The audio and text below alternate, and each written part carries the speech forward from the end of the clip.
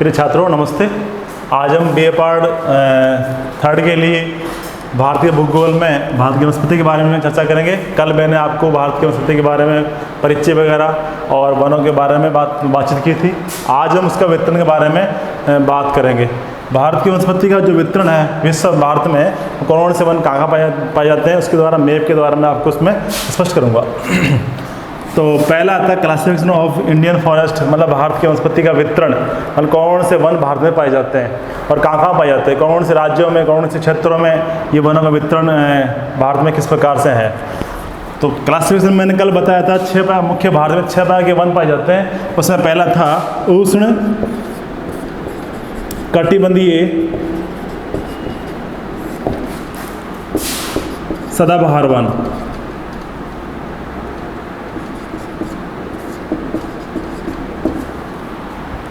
Tropical evergreen forest, यानी कि ये ऐसे वन क्षेत्र हैं जो वर्ष भर हरे भरे बने रहते हैं।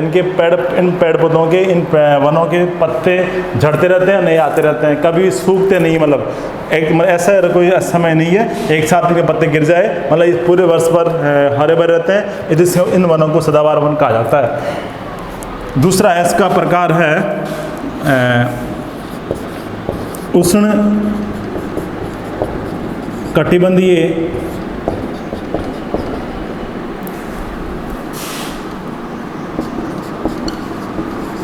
मानसूनी वन। तीसरा है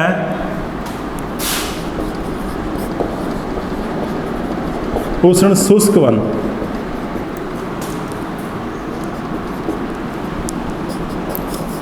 चौथा है पर्वतीय वन, माउंटेन या पर्वतीय वन। पांचवा है मरुस्थलीय वन और छठा है जवारी या डेल्टा वन। भारत में वनों के प्रकार मुख्यतः 6 प्रकार की वनस्पति पाई जाती है। उसमें 6 प्रकार आपके इस प्रकार से हैं। पहला उष्णकटिबंधीय मानसूनी वन, दूसरा है आपका उष्णकटिबंधीय मानसूनी वन सदाबहार वन, थर्ड आपका उष्ण शुष्क वन, चौथा है पर्वतीय वन, पांचवा है मरुस्थलीय वन, छठा है जवारी वन। जो वर्षा और तापमान के आधार पर इनकी गहनता में अंतर है। मुख्यतः जहाँ पे तापमान ज़्यादा है वहाँ उन क्षेत्रों के वन अधिक लंबे और ऊंचे होते हैं, और जहाँ पर वन तापमान कम होता है, वर्षा कम होती है, वहाँ पर वनों की ऊंचाई और घनत्व भी कम पाया जाता है। तो मुख्यतः जो वनों को प्रभावित करने जो कारक है वो मुख्य मैंने कल बताया, तापमान और वर्षा या आर्द्रता मुख्य कारक है जिसके वितरण को प्रभावित करते हैं। भारत में वितरण में ये भारत में एक बार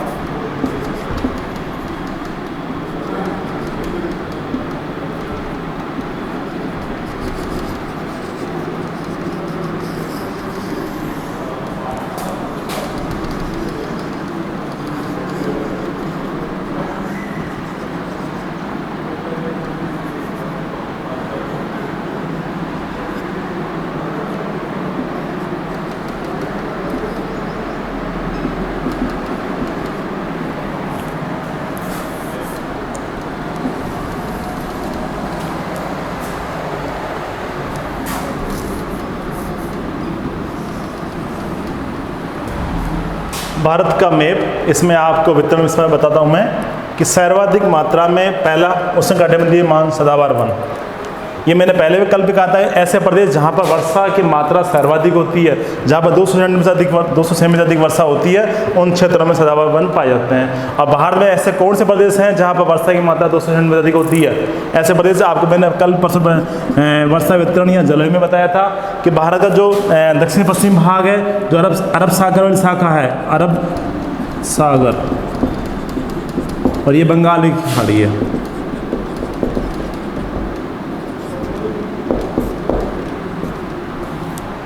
सर्वाधिक जो वर्षा प्राप्त करने जो क्षेत्र है वो आपका इस तट के सहारे पश्चिमी, जो आपका दक्षिणी भारत का पश्चिमी तट है, ये यहाँ से लेके यहाँ तक का तट, इसके समानांतर ही जो पर्वत श्रेणियाँ हैं इसको बोलते हैं पश्चिमी घाट, जिसे बोलते हैं पश्चिमी घाट। दूसरा है आपका क्षेत्र, कुछ क्षेत्र यहाँ पे हैं जो पूर्वी घाट के आसपास है।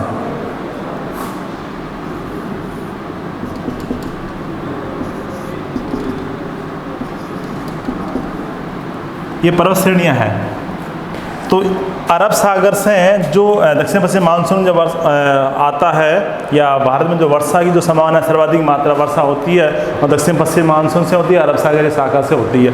तो उस समय सबसे ज़्यादा जो वर्षा जो क्षेत्र है वो आपका पश्चिमी घाट का पश्चिमी जो ढाल वाला क्षेत्र है वहाँ सर्वाधिक वर्षा होती है। इस कारण इस तट के तटीय क्षेत्र पर, मतलब इस घाट के पश्चिमी तट पश्चिमी भाग पर, इस पश्चिमी घाट के पश्चिमी भाग पर सर्वाधिक मात्रा में वर्षा होने के कारण इस पर सर्वाधिक जो वन क्षेत्र है सदाबहार वन पाए जाते हैं। इसके साथ ही ये तो आ गया आपका दक्षिण का प्रायद्वीप पठार का जो पश्चिमी घाट का पश्चिम तटीय पश्चिमी भाग है, वहाँ पर ये वन क्षेत्र पाए जाते हैं। इसके बाद सेकेंड आता है आपका दूसरा जो क्षेत्र है इसी भाग में, वो आता है आपका उत्तरी पूर्वोत्तर जो राज्य हैं, उत्तरी पूर्व जो राज्य है ना, जो आपका असम को छोड़ के जो राज्य बचे, मेघालय है, मेघालय पठार, शिलोंग का पठार है, ये प्रदेश पूरा, ये पूरा क्षेत्र है वो पूरा इसी क्षेत्र में आता है,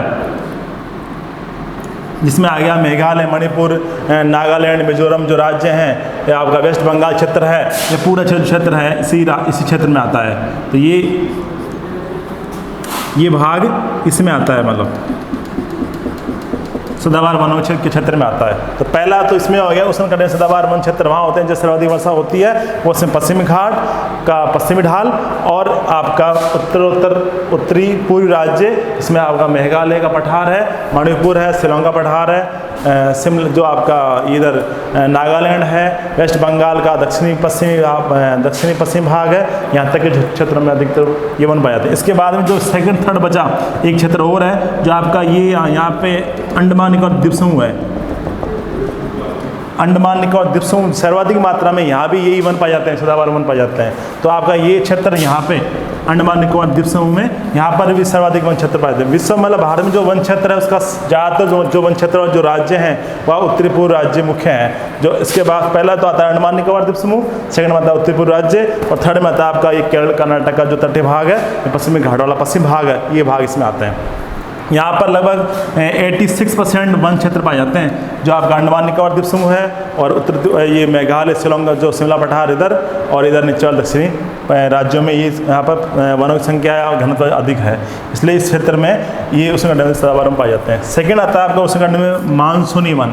मानसूनी वन वहाँ पाए जाते हैं जहाँ पर मानसून काल में वर्षा अधिक होती है, जैसे जो प्रदेश जो वर्षा के समय इससे बाद जो अरब सागर की जो शाखा जाती है वो यहाँ से लौटते हुए वापस हिमालय के समानांतर आगे बढ़ती है। इस क्षेत्र में जिसमें आपका उत्तराखंड आ गया, यूपी का आ गया, बिहार वाला क्षेत्र आ गया, वेस्ट बंगाल उत्तरी भाग आ गया, इस क्षेत्र में ये मध्य प्रदेश आ गया ये क्षेत्र, और कुछ एक भाग इसके समानांतर इसी जो पश्चिमी घाट था इसका पूर्व ढाल है, जो पूर्व ढाल है इसका ये वाला क्षेत्र, यहाँ भी ये प्रदेश जो मानसूनी जलवायु वाला प्रदेश कहलाता है। इसमें सर्वाधिक मात्रा में मानसूनी वनों की संख्या घनत्व अधिक पाई जाती है। यहाँ पर वर्ष में इतनी एक बार अच्छी वर्षा हो जाती है कि पूरे साल धरातल तर रहता है, इसलिए जल की ज़्यादा आवश्यकता नहीं पड़ती है। इस कारण इस क्षेत्र में यहाँ पर 200 से 200 सेंटीमीटर के बीच में वर्षा होती है, इसलिए यहाँ पर वनों की संख्या इस प्रकार से ये पाया, जिसमें आपका है आम का पेड़ है, और शीशम है, सागवान है, साल है, बेत है, ताड़ है, आदि वृक्ष अधिक पाए जाते हैं। थर्ड आता है आपका उष्ण शुष्क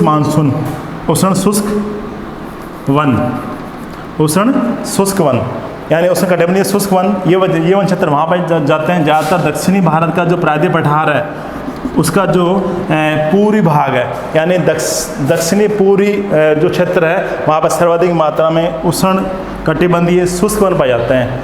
यहाँ पर वर्षा का जो घनत्व 50 से 100 सेंटीमीटर होता है, और इस क्षेत्र में आते हैं आपका छत्तीसगढ़ है, झारखंड है, उड़ीसा का उड़ीसा है, आंध्र प्रदेश है, तमिलनाडु का भाग है, कर्नाटक का पूर्वी भाग है, महाराष्ट्र का पूर्वी भाग है, इधर आपका सतपुड़ा और हिमालय जो ये विंध्याचल पर्वत श्रेणियाँ है इसका दक्षिण भाग है। यहाँ पर ये वन क्षेत्र अधिक पाए जाते हैं। तो ये उष्ण शुष्क, यहाँ वर्षा की घनत्व कम होता है। इसमें भी ज़्यादातर वन जो क्षेत्र होते हैं वो आपके इसमें बम्बूल है या केर वगैरह है, किक्कर वगैरह है, खेजड़ी वगैरह है और आपका ये थोक वगैरह है आदि, धोकड़ा वगैरह आदि वृक्ष अधिक पाया जाता है।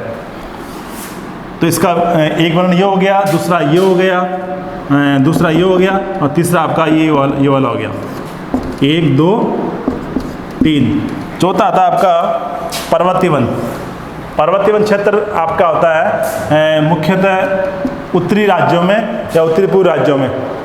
भारत में उत्तरी पूर्व राज्यों में मुख्यतः हिमालय की श्रृंखला, मुख्यतः ये तो हिमालय श्रृंखला है और एक आपकी जो ये पश्चिमी घाट वाला पहाड़ी श्रृंखला है, एक पूर्वी घाटी पहाड़ी श्रृंखला है, बीच वाली सतपुड़ा और हिमालय पर्वत श्रेणी है। इनके ऊंचे भागों में ये पर्वतीय वन पाए जाते हैं। यहाँ का कारण ये होता है कि यहाँ ऊंचाई पर तापमान में कमी आने के कारण वनों की संख्या में ऊंचाई में भी अंतर आता है। इस कारण इस क्षेत्र में जो जम्मू कश्मीर आ गया, आपका मध्य प्रदेश आ गया, सिक्किम आ गया और अरुणाचल प्रदेश और असम राज्यों में ये वन अधिक पाए जाते हैं। तो इसमें ये क्षेत्र हो गया आपका जम्मू कश्मीर, हिमाचल प्रदेश और ये सिक्किम इधर वाला और ये अरुणाचल प्रदेश हो गया और इसके अलावा असम जो राज्य है यहाँ पर पर्वतीय वन पाए जाते हैं। इसके अतिरिक्त जो भी आप पहाड़ी जो माउंटेन क्षेत्र है, अगर पश्चिमी घाट बताया मैंने अभी, ये वाला क्षेत्र है, ये पूर्वोत्तर जो पूर्वी घाट है उसमें ये वन अधिक पाए जाते हैं। तो ये मतलब उसको अधिक ऊंचाई पे जिन वनों की ऊंचाई या जिन पहाड़ों की ऊंचाई 1000 मीटर से अधिक है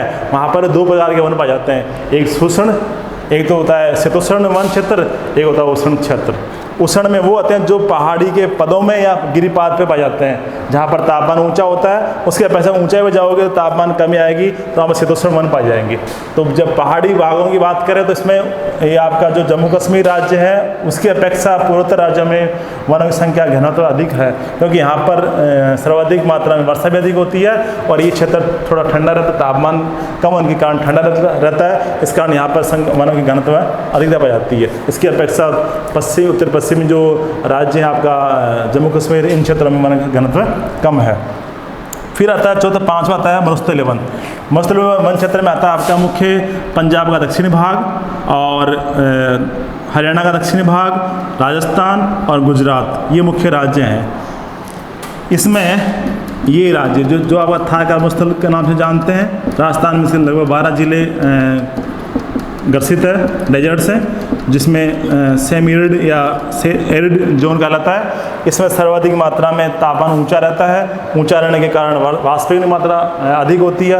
वर्षा की अपेक्षा वाष्पीकरण ज़्यादा होने के कारण मिट्टी में मतलब नमी कम रहती है, इसलिए यहाँ के जो पेड़ पौधे होते हैं उनकी जड़ें काफ़ी गहराई तक पहुँच जाती है। तो भूमिगत जल के द्वारा ही ये अपना भोजन मतलब अपना जीविका करते हैं। इसमें इन वनों की विशेषता ये है कि इन वनों के छाल पर कांटे होते हैं और कांटेदार वन होने के साथ छाल भी मोटी होती है और ये शुष्क मौसम से आने से पहले पत्ते गिरा देते हैं और इस कारण से गर्मी में वाष्पीकरण करना हो, इसलिए इन क्षेत्रों में पर जो उष्ण शुष्क वन जो क्षेत्र है उनके पत्ते मोटे होते हैं और कांटेदार होते हैं। इसमें जो भी होती है वो आपका बताया मैंने कि किक्कर है, नागफनी है और बम्बूल है, खेजड़ी वगैरह है, ऐसे वृक्ष अधिक पाए जाते हैं।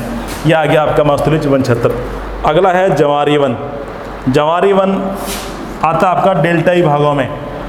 डेल्टा वन क्षेत्र वो होते हैं जहाँ पर सर्वाधिक मात्रा, जैसे आपका ये तो गोदावरी आपका ये गंगा ब्रह्मपुत्र डेल्टा प्रदेश है, ये वाला क्षेत्र। दूसरा है यह गोदावरी डेल्टा क्षेत्र। तीसरा है कसना का और चौथा है कावेरी का। इन क्षेत्रों में सर्वाधिक मात्रा में जवारी वन वहाँ पाए जाते हैं जो समुद्र तट के निकट हो और जहाँ की मृदा लवणीय मतलब सारी होती है। वहाँ पर नमक की मात्रा अधिक होने के कारण यहाँ पर मिट्टी में सार्यता अधिक होती है और इसके साथ साथ यहाँ जल की मात्रा अधिक होती है। मौसम या यहाँ की जलवायु सम रहती है, इस कारण यहाँ के जो वृक्ष होते हैं वो सार्यता को सहन करने वाले होते हैं। इसमें जो वृक्ष होते हैं वो ताड़ होते हैं, नारियल होते हैं, ताड़ है, नारियल है और मैंग्रोव वनस्पति है। जूट की भी प्रसिद्ध है। इस प्रकार ये वन क्षेत्र मुख्यतः भारत में पूर्वी घाट के समानांतर, जो भी आपका बताया मैंने, वेस्ट बंगाल का दक्षिणी पश्चिम भाग और जिसमें सुंदरबन डेल्टा, जो गोदावरी ब्रह्मपुत्र का संयुक्त डेल्टा के नाम से जानते हैं, उसके बाद में जो बताया मैंने गोदावरी डेल्टा जो आपका आंध्र प्रदेश में उड़ीसा के निकट, और फिर उसमें कसना का डेल्टा है और गोदावरी डेल्टा। इस प्रकार ये मैंग्रोव वन वहाँ पाए जाते हैं। इस प्रकार भारत का वन का वितरण इस प्रकार 6 भागों में डिवाइडेड था और 6 में मैंने आपको बता दिया। अगला जो टॉपिक है इसी संबंध में चलते हुए, भारत जो वनों से वन संरक्षण के उपाय या वनों को रोकने के या वनों से प्रत्यक्ष या अप्रत्यक्ष लाभ क्या क्या है, वो इस बारे में। प्रत्यक्ष अप्रत्यक्ष लाभ में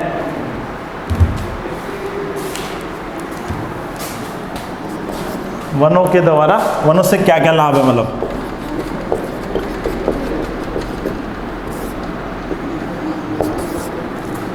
एक तो प्रत्यक्ष लाभ होते हैं, प्रत्यक्ष, और एक होता है अप्रत्यक्ष। एक होता है अप्रत्यक्ष। 2 प्रकार के लाभ। एक तो होता है प्रत्यक्ष में सीधा, जिससे भोजन, जैसे भोजन के लिए। दूसरा है ईंधन के लिए। तीसरा है कच्चा माल। चौथा है रोजगार।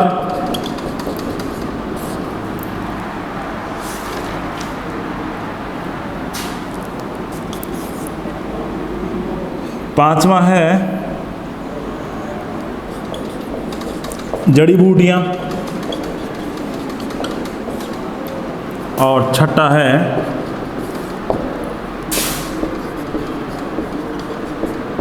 पशुओं के लिए चारा। 6 प्रकार के प्रत्यक्ष लाभ प्राप्त होते हैं वनों के द्वारा। प्रत्यक्ष में होता है भोजन। आदिकाल से या मनो आज भी कई ऐसे जनजातियाँ ये जो वनों में निवास करती हैं या उबड़ खाबड़ जो क्षेत्रों में निवास करते हैं, जो पथरीली क्षेत्रों में निवास करते हैं, पहाड़ी भागों में निवास करते हैं, आदिवासी लोग होते हैं, वो क्या कंदमूल जड़ वगैरह एकत्रित करके अपना जीवन निर्वाह करते हैं, उससे द्वारा अपना भोजन प्राप्ति करते हैं। पहले भी मनुष्य जीवन तो इससे ही मतलब कंदमूल खाकर जीवन रहा करता था। तो भोजन के रूप में भी काफ़ी से फल वगैरह है, कंदमूल है, उसकी आपूर्ति करके अपना उदय पूर्ति करते हैं। इसी के लिए भोजन की प्राप्ति भी मनुष्य हुआ करती है।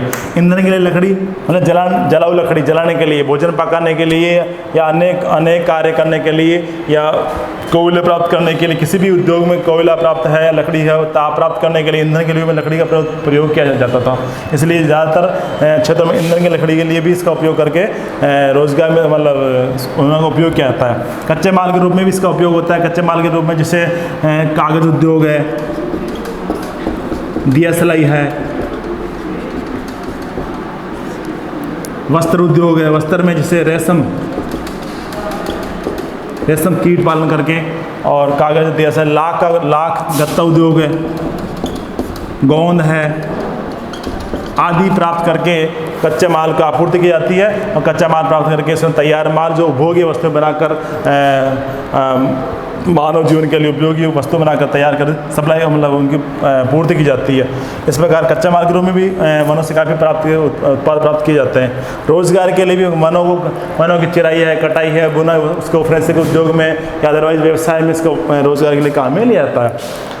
इस प्रकार वनों से जो 5वां पॉइंट है जड़ी बूटियाँ, वनों से क्या है कि औषधियाँ बनाई जाती है, जो कई जड़ी बूटियाँ प्राप्त होती है, जिससे जड़ी बूटियाँ बनाकर दवाई के रूप में काम में ली जाती है, जो मानव मेडिकल लाइन में या काम में आती रहती है। इस प्रकार अगला है छठा पशुओं के लिए चारा। लास्ट में छठा पशुओं के लिए चारा। आज पशुओं के लिए चारा मतलब पशु चारण करने के लिए कई बार उबड़ खाबड़ क्षेत्र है, बंजर भूमियाँ है या पथरीली क्षेत्र है, पहाड़ी भाग है, जिससे जम्मू कश्मीर में बकरवाल लोग हैं, भेड़ पालन करके, गाय पालन करके पशु चारा का जीवन यापन करते हैं। तो इस प्रकार ये भी चारा मतलब पशु वनों के द्वारा चारा की आपूर्ति होती है और चारा से मनुष्य को रोजगार मिलता है, रोजगार द्वारा अपना जीवन यापन करते हैं। इस प्रकार इस टॉपिक में प्रत्यक्ष लाभ के द्वारा इसी वनस्पति के बारे में आगे बढ़ते हुए अपन कल लाभ क्या प्रत्यक्ष लाभ के बारे में चर्चा करेंगे। और आज के लिए इतना ही पर्याप्त।